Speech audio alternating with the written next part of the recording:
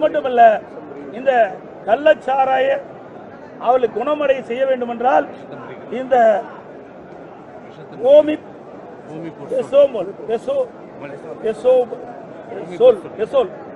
ஓமிபெசோல் என்ற மருந்து இதுக்கு இருந்திருந்தால் இந்த விஷச்சாராயம் அறிந்தவர்களை குணப்படுத்திருக்க முடியும். அதுவும் தமிழ்நாட்டில் எந்த மருத்துவமனையும் இல்லை.